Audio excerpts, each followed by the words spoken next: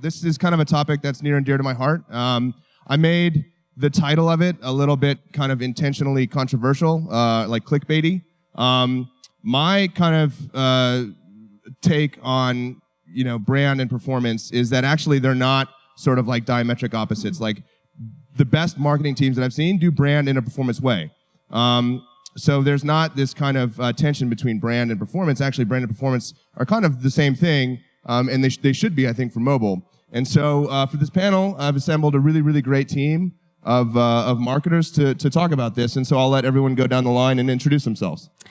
Hi, everybody. My name is Sumee Oh, and I do user acquisition and ad monetization at NBC Universal, specifically for the digital platforms and game division. So we're truly a cross-platform developing titles for console, desktop, VR, AR, and mobile.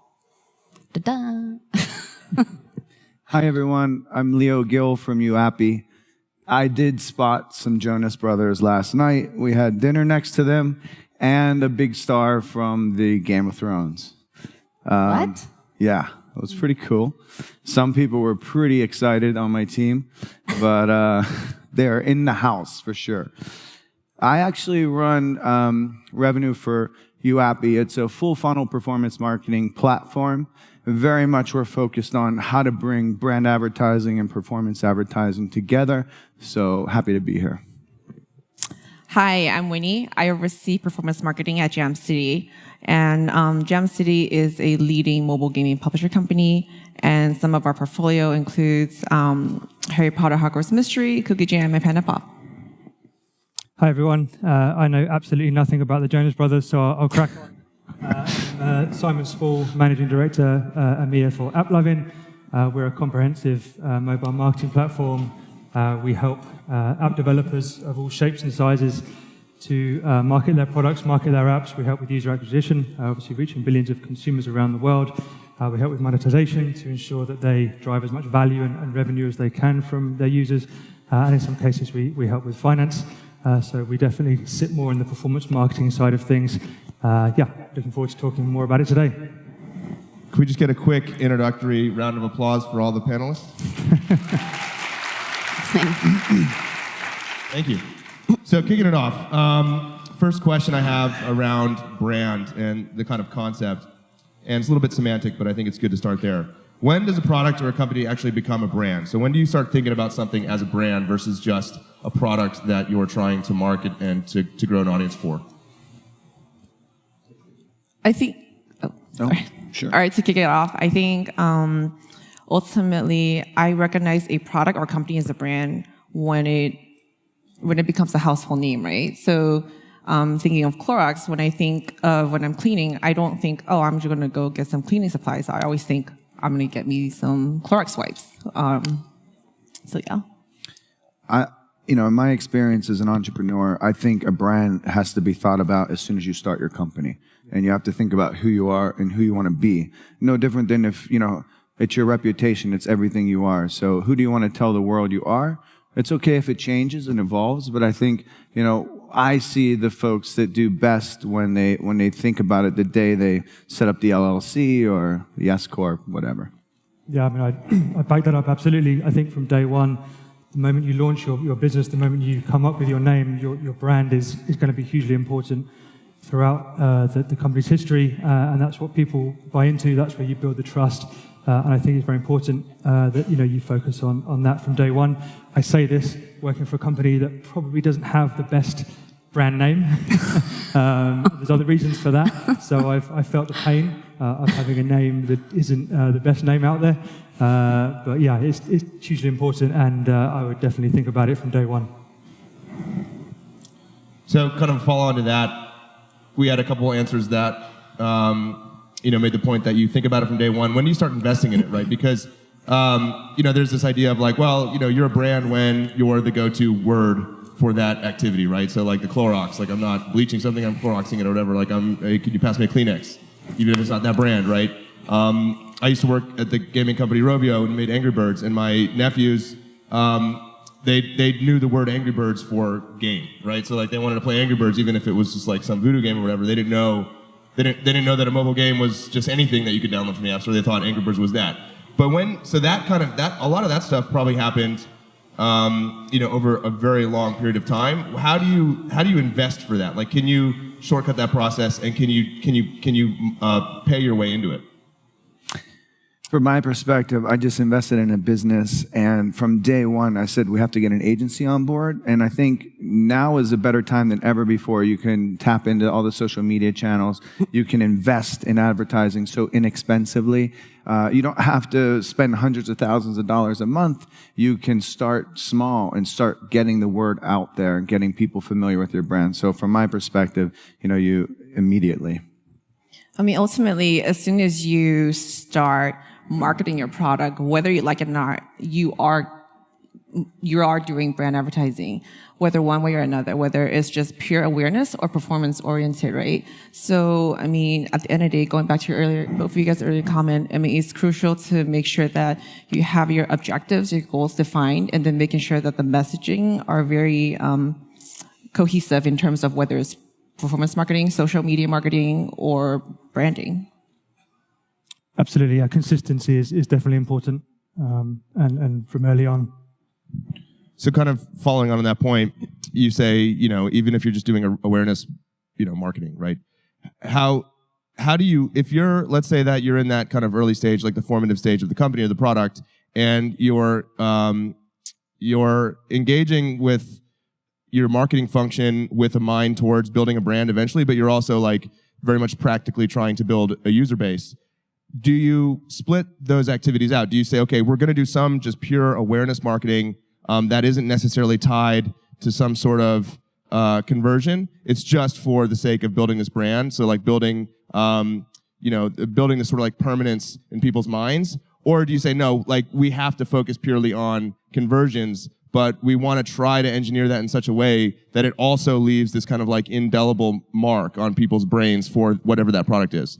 I can tell you, the company I invested in was a beauty company. So our main KPI is conversations. It's not about how many downloads, how many appointments. It's about how many people are having meaningful conversations about the brand, and how can we help facilitate and cultivate more of that.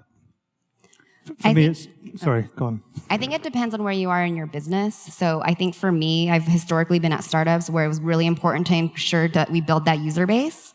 And so we always had this kind of mindset of branded performance. So getting cohesive about the message that we want to tell to our consumers, but also really highlight that it's mostly the experience that they want to value. Because ultimately, at the end of the day, your consumers are going to take that experience and that's what they're going to evangelize. If you're putting out a shitty product, they're not going to like it and evangelize it and become word of mouth viral advocates for you.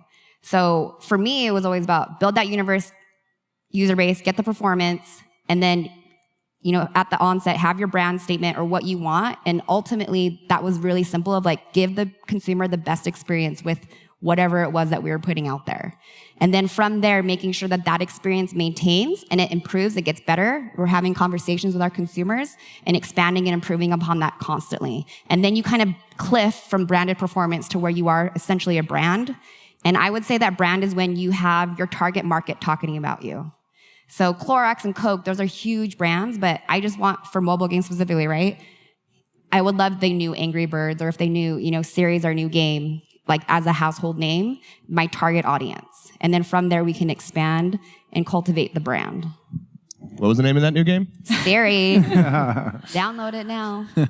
I read this book called Zucked recently. It was from an early investor in Facebook, and he's kind of talking about how Facebook has become like a destructive force in society. This not super relevant to the conversation, but he made he made a point in the book about how like Tylenol in like the 80s, some psychopath was like going around the country and like putting poison in Tylenol bottles and and killing people. And then Tylenol, they had to like invent a new kind of tamper-proof cap with the the aluminum foil stopper at the top, and that was kind of the solution. But they sort of embraced that moment, and they said, "Look, we understand that this happened, and it's very unfortunate, and we've changed because of it." Could you have a brand like? What if they just said, "No, Tylenol, the brand is dead. Like it's too much of a liability.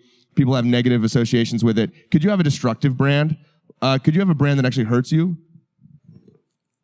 I feel like You mentioned it at the top. Do you want to take that? Yeah, this is apropos your comment. I'm not exactly the brand expert. Yes. I mean, of course, you can have a destructive brand. Can you turn it around? Of course. And there's many tools and things out there to help you do that. We know of many big brands that have made huge mistakes, and they've come out and done things well and done things badly. And I think the ones that have owned the mistake, apologized, got ahead of the curve, as it were, or got ahead of the gossip, and come out on social media and expressed their apologies and their concerns and how they're going to overcome that, and various ways that they've offered in order to do that, has turned it around, and people have certainly seen that.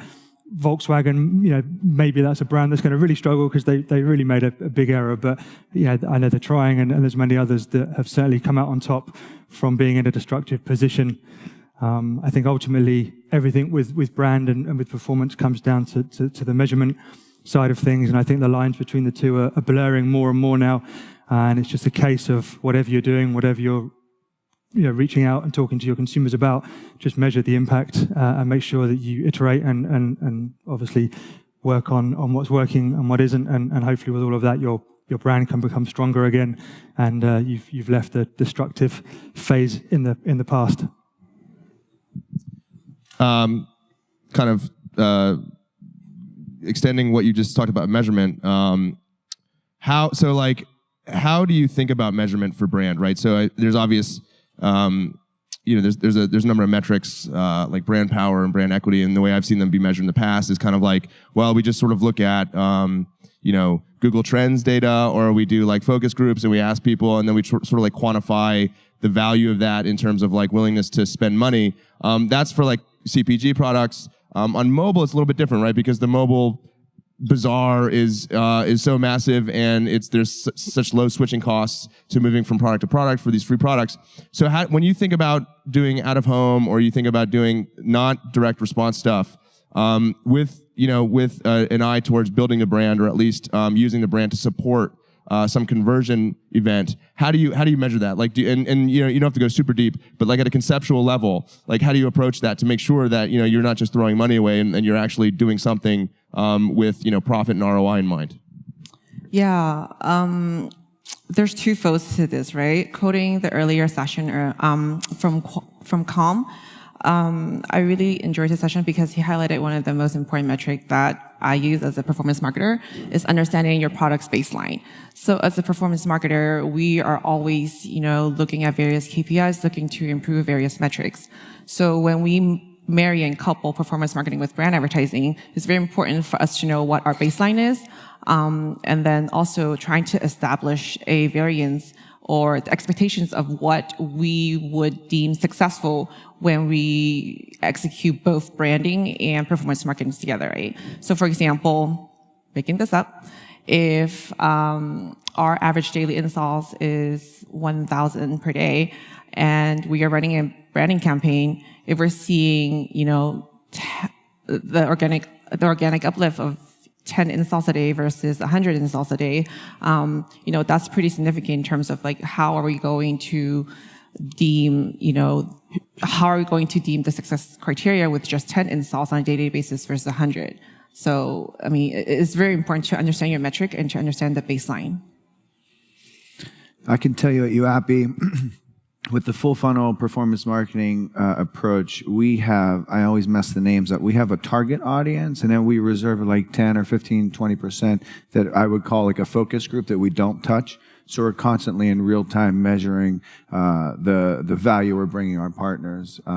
So yeah, that's how we do it. For me, I think the tools are available for everybody to be able to measure everything effectively and to know what's working and what isn't. I think it's important that you focus on KPIs, and there's a clue there in that it's key performance indicators, not vanity metrics. And I think there's been a time when it's just been about impressions or eyeballs. And I think it's important that you really focus on what actually has an impact. And of course, when you're running these types of campaigns, there's lots of things available, from incrementality tests to control groups to different regions to turning off certain states when you're running TV ads perhaps, or running in different areas. So that's all available. I guess the challenge I've always come across over the years is that the companies themselves, the teams aren't really set up to do this strategically. The branding team and the performance team, the branding team will go ahead and launch a big TV campaign, and they won't even tell the performance team. Or they'll take all the budget from the performance team and then stick it all on TV. And the left hand isn't talking to the right. And I think that's where many marketers make a lot of mistakes, and where we get frustrated when we know that if a big, huge TV campaign is running, especially for a new game or a new product where there's a big awareness, educational piece, and all our budget gets cut, or they're not going to run any performance marketing during that phase. And I never, and educating them is very difficult. And it's always made from a decision in a dark room where senior people that no one could ever speak to, and there's lots of red tape. And I think we need to get better as marketeers to stop that happening and make sure that strategically everything is aligned, and that we're running these big campaigns. And when these campaigns are happening, everyone's ready, everyone knows what the KPIs are, they know what's going to happen, they know how we're measuring it, and when obviously what works, they can then jump on that and then keep driving that, keep pushing hard to make sure that you maximize the revenue or you maximize the ROI for that campaign. And yeah, that's the future, and hopefully we'll get there.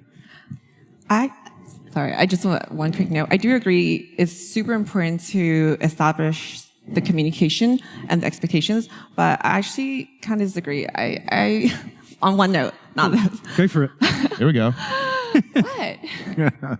So actually on the vanity metrics, I do think it's, from my experience, I actually see that playing a part. So in addition to obviously downstream funnel, and as the example I use in terms of our day-to-day baseline, I do think that the expectation that is there in terms of seeing an uplift in the top of the funnel metrics when we are coupling a performance along with I'm meaning metrics that don't really matter. So many companies have come to me with huge amounts of money and said, we want to drive a bunch of impressions. Yeah. So, okay, why? What are you doing? Or we want to drive millions of likes on Facebook. This is prior to my Applovin days.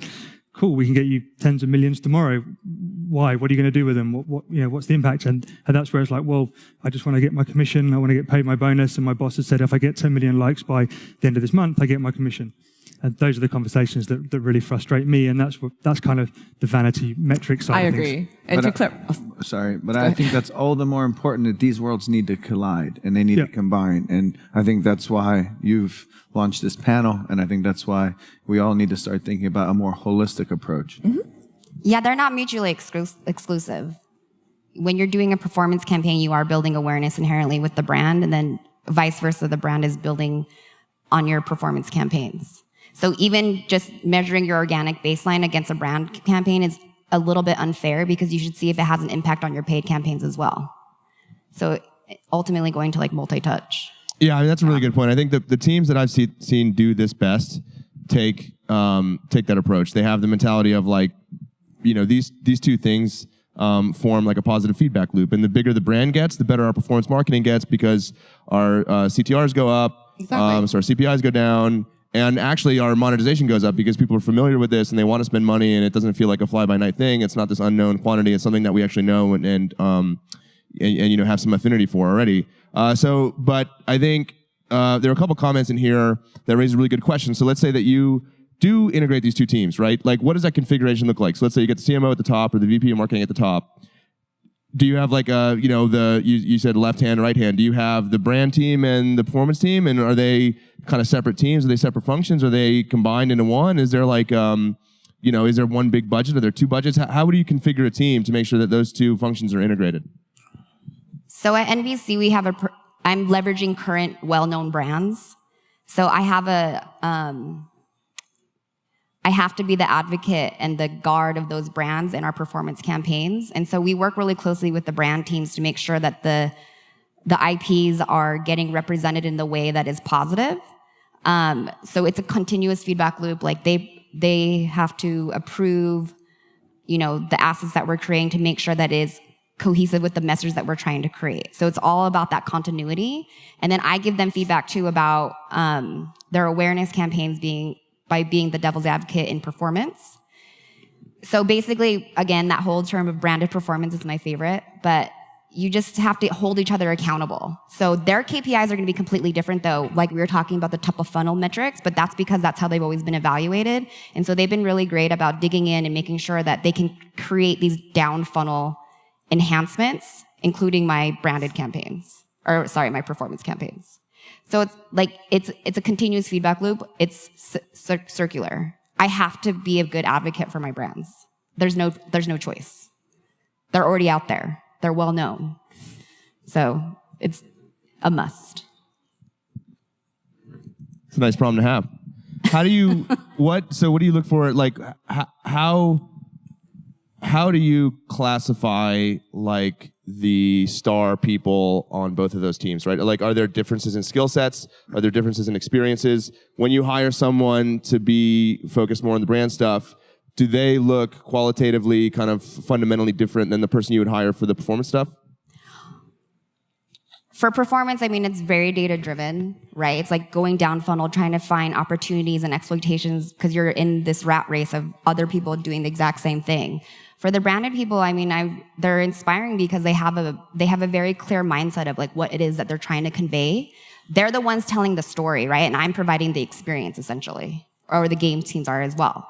So that's where it has to be cohesive. Like, I'm trying to make sure that the experience matches what we're trying to tell our consumers or representing to the consumers.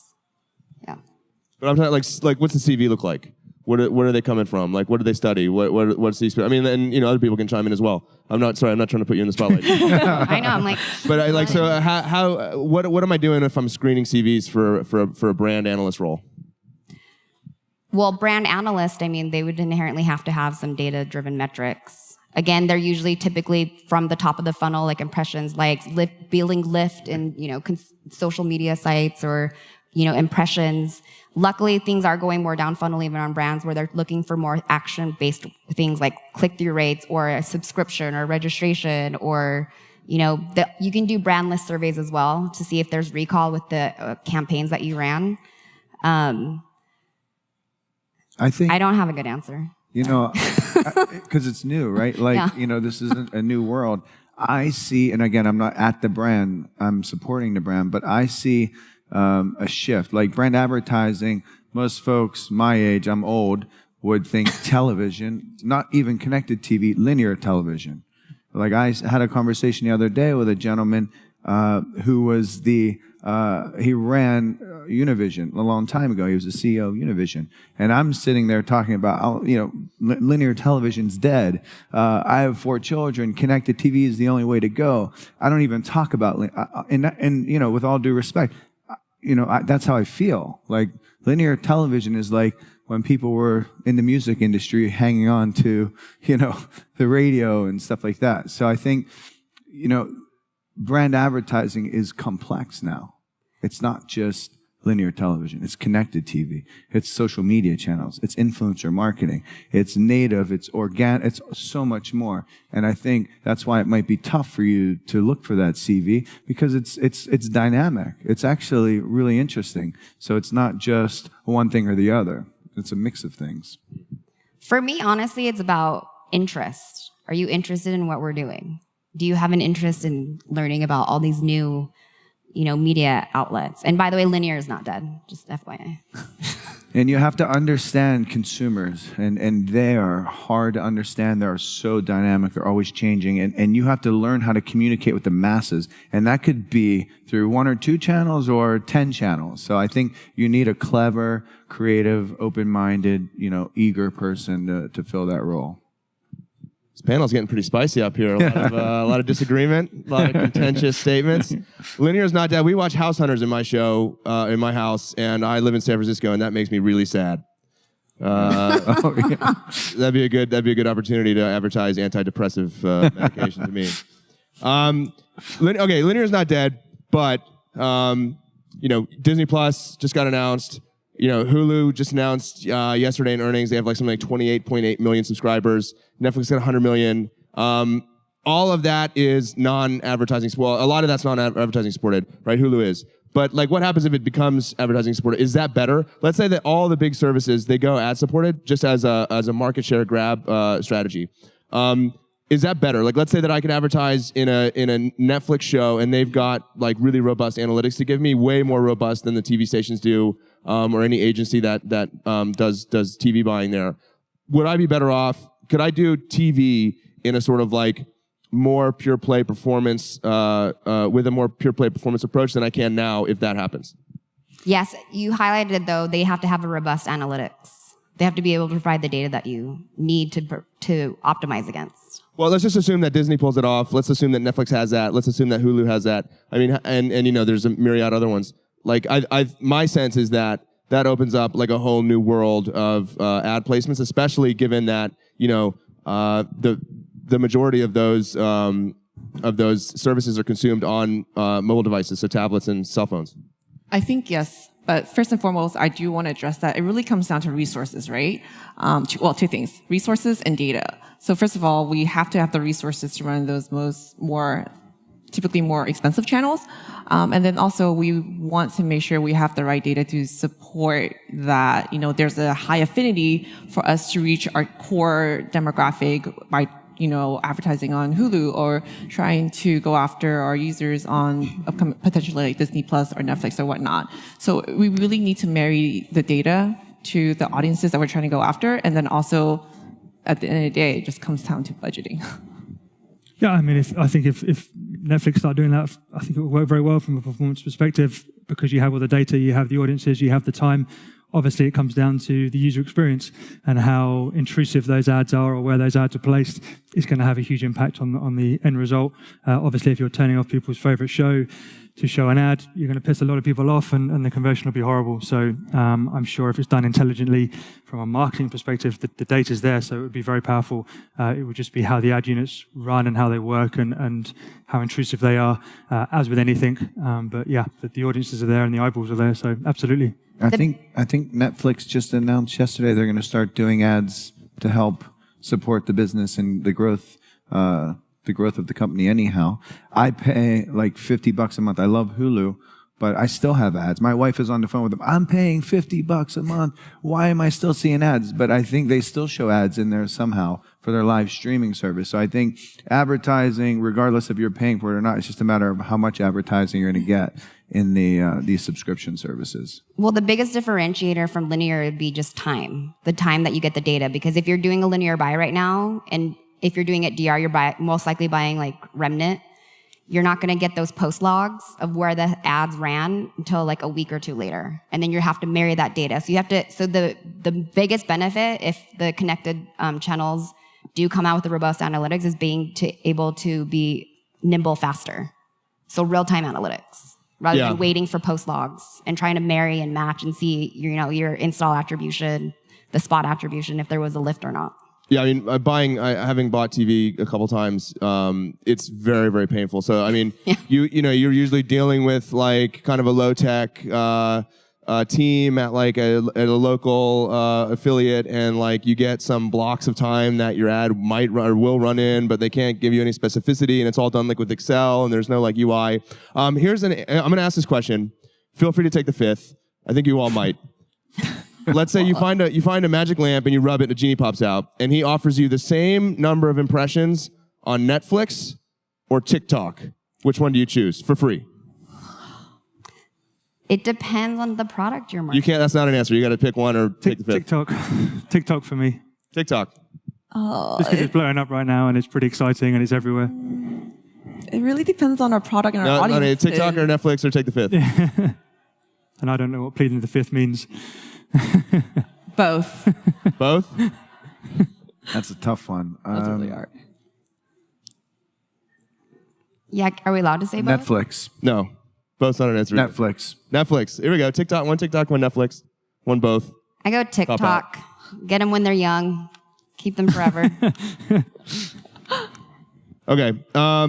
So the word incrementality was brought up. Pretty hot topic.